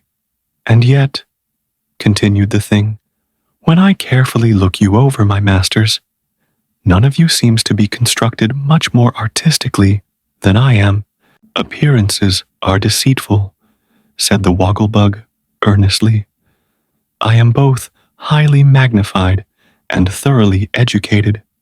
"Indeed," murmured the Gump indifferently. "And my brains are considered remarkably rare specimens," added the Scarecrow proudly. "How strange," remarked the Gump. "Although I am of tin," said the Woodman, "I own a heart altogether the warmest and most admirable in the whole world." "I'm delighted to hear it," replied the Gump, with a slight cough. "My smile," said Jack, "Pumpkinhead, is worthy your best attention. It is always the same." "Semper idem," explained the Wogglebug pompously, and the Gump turned to stare at him. "And I," declared the Sawhorse, filling in an awkward pause, "am only remarkable because I can't help it. I am proud, indeed, to meet with such exceptional masters," said the Gump in a careless tone. "If I could but secure so complete an introduction to myself, I would be more than satisfied. That will come in time, remarked the Scarecrow. To know thyself is considered quite an accomplishment, which it has taken us, who are your elders, months to perfect. But now, he added, turning to the others, let us get aboard and start upon our journey. Where shall we go? Asked Tip, as he clambered to a seat on the sofas and assisted the Pumpkinhead to follow him. In the South Country rules a very delightful queen called Glinda the Good, who I am sure will gladly receive us, said the Scarecrow, getting into the thing clumsily. Let us go to her and ask her advice. That is cleverly thought of, declared Nick Chopper, giving the Wogglebug a boost and then toppling the Sawhorse into the rear end of the cushioned seats. I know Glinda the Good, and believe she will prove a friend indeed. Are we all ready? Asked the boy. Yes, announced the Tin Woodman, seating himself beside the Scarecrow. Then, said Tip, addressing the Gump, be kind enough to fly with us to the southward, and do not go higher than to escape the houses and trees, for it makes me dizzy to be up so far. All right, answered the Gump briefly. It flopped its 4 huge wings and rose slowly into the air. And then, while our little band of adventurers clung to the backs and sides of the sofas for support, the Gump turned toward the south and soared swiftly and majestically away. The scenic effect from this altitude is marvelous, commented the educated Wogglebug as they rode along. Never mind the scenery, said the Scarecrow.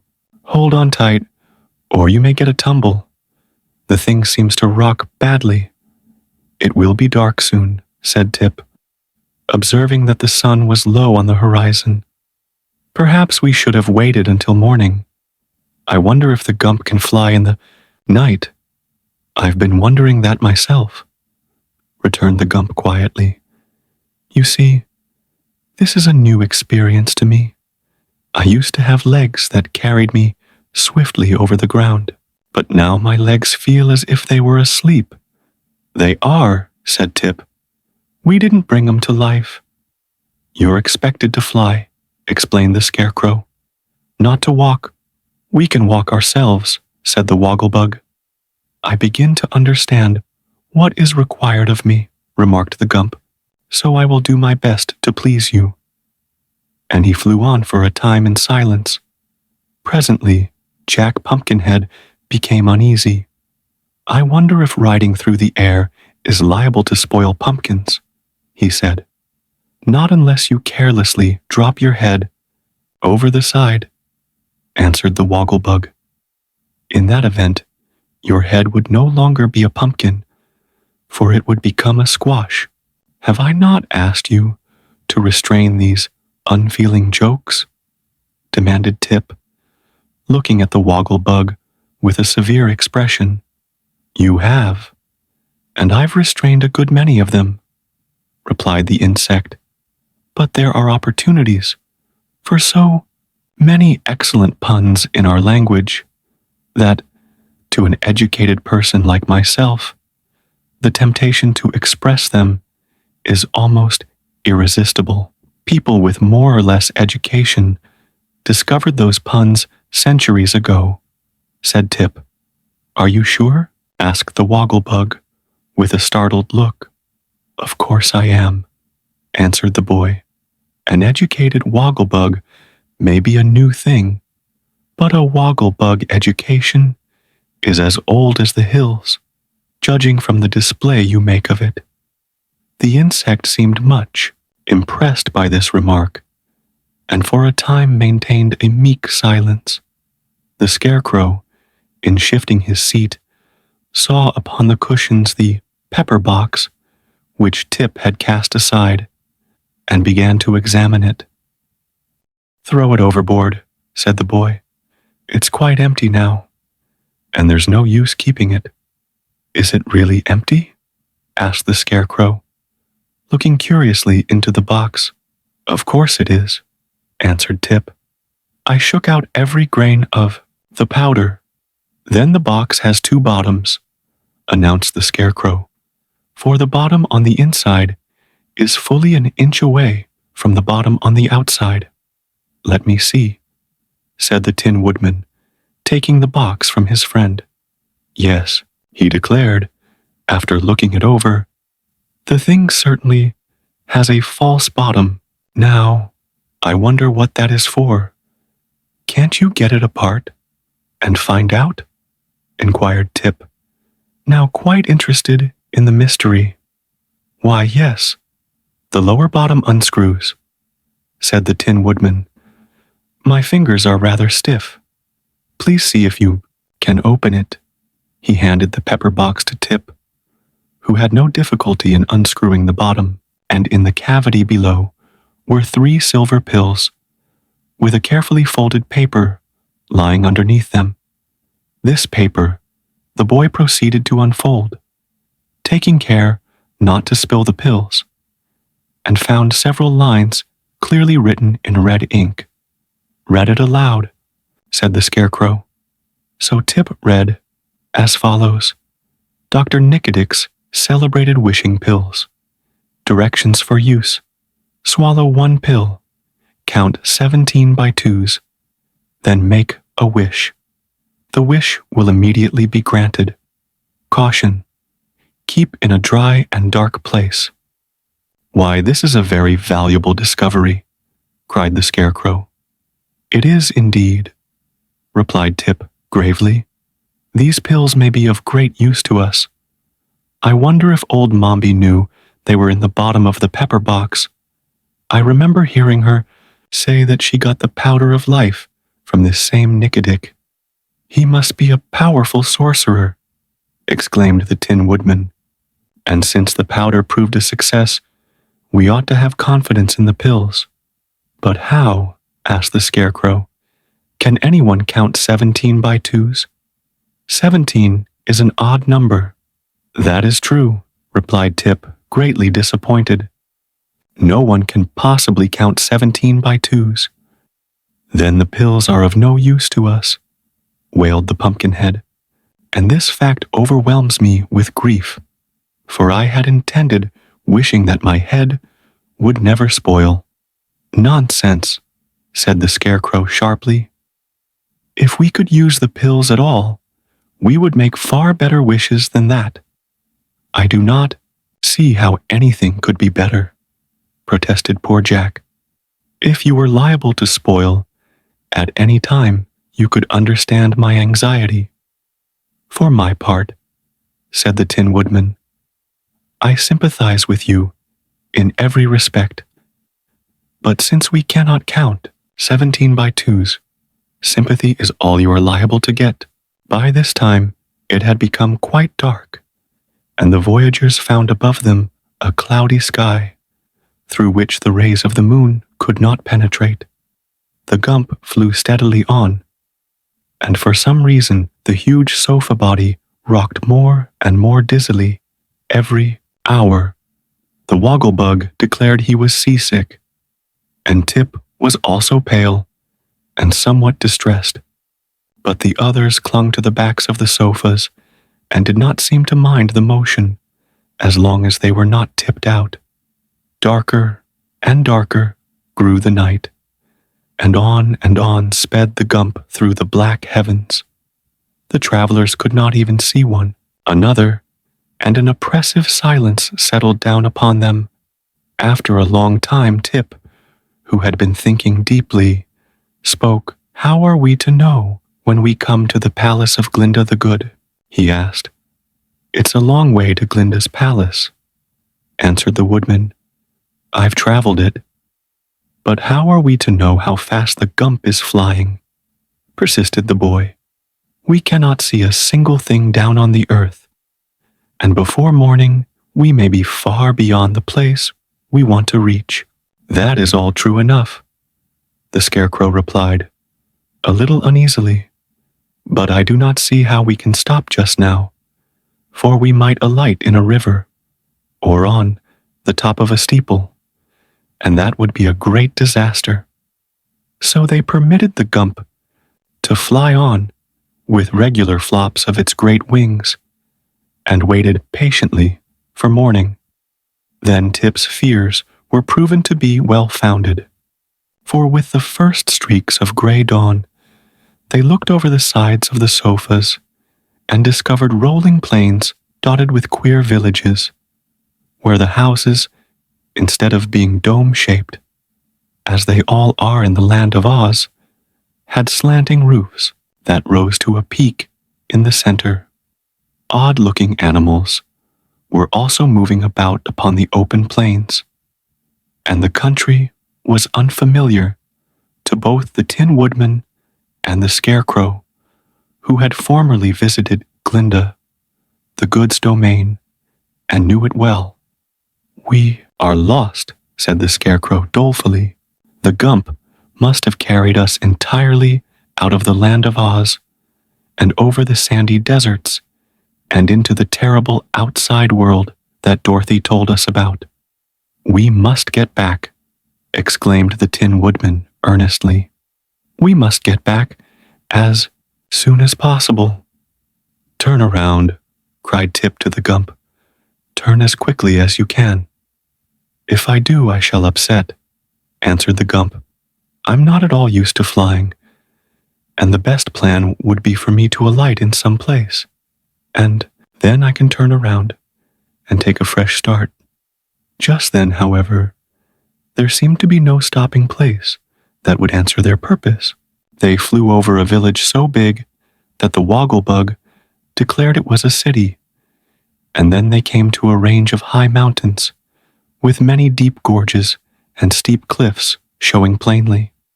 "Now is our chance to stop," said the boy, finding they were very close to the mountain tops. Then he turned to the Gump and commanded, "Stop at the first level, place you see." "Very well," answered the Gump, and settled down upon a table of rock that stood between two cliffs. But not being experienced in such matters, the Gump did not judge his speed correctly, and instead of coming to a stop upon the flat rock, he missed it by half the width of his body, breaking off both his right wings against the sharp edge of the rock, and then tumbling over and over down the cliff.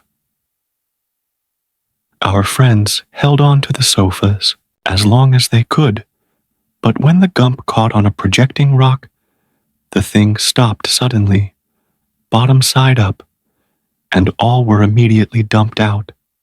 By good fortune, they fell only a few feet, for underneath them was a monster nest built by a colony of jackdaws in a hollow ledge of rock, so none of them, not even the Pumpkinhead, was injured by the fall. For Jack found his precious head resting on the soft breast of the Scarecrow, which made an excellent cushion, and Tip fell on a mass of leaves and papers, which saved him from injury. The Wogglebug had bumped his round head against the sawhorse, but without causing him more than a moment's inconvenience. The Tin Woodman was at first much alarmed, but finding he had escaped without even a scratch upon his beautiful nickel plate, he at once regained his accustomed cheerfulness and turned to address his comrades. "Our journey had ended rather suddenly," said he, "and we cannot justly blame our friend the Gump for our accident, because he did the best he could under the circumstances. But how we are ever to escape from this nest, I must leave to someone with better brains than I possess." Here he gazed at the Scarecrow, who crawled to the edge of the nest and looked over. Below them was a sheer precipice several hundred feet in depth. Above them was a smooth cliff, unbroken, save by the point of rock where the wrecked body of the Gump still hung suspended from the end of one of the sofas. There really seemed to be no means of escape. And as they realized their helpless plight, the little band of adventurers gave way to their bewilderment. "This is a worse prison than the palace," sadly remarked the Wogglebug. "I wish we had stayed there," moaned Jack. "I'm afraid the mountain air isn't good for pumpkins." "It won't be when the jackdaws come back," growled the sawhorse, which lay waving its legs in a vain endeavor to get upon its feet again.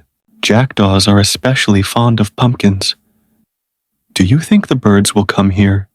asked Jack, much distressed. "Of course they will," said Tip, "for this is their nest. And there must be hundreds of them," he continued, "for see what a lot of things they have brought here." Indeed, the nest was half filled with a most curious collection of small articles for which the birds could have no use, but which the thieving jackdaws had stolen during many years from the homes of men. And as the nest was safely hidden where no human being could reach it, this lost property would never be recovered. The Wogglebug, searching among the rubbish, for the jackdaws stole useless things as well as valuable ones, turned up with his foot a beautiful diamond necklace.